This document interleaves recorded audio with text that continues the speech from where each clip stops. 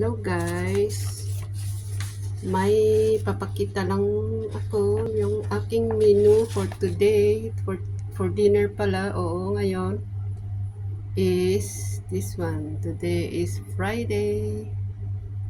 So ito, hindi ko lang maipakita kung hindi ko ma-video kung paano ko lutuin dahil malawak ang kusina ni Bossing, so wala akong mapaglagyan ng aking cellphone na pang video.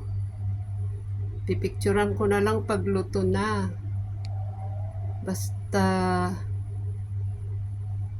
next time ko na lang sasabihin kung paano ko lutuin ito kasi punta ako ng palengke. Let's go guys, to go to market. Ay, yan ay Tuesday. Ito ang ngayon, Friday. Thank you guys. Salamat sa panonood. At salamat din sa mga subscribers.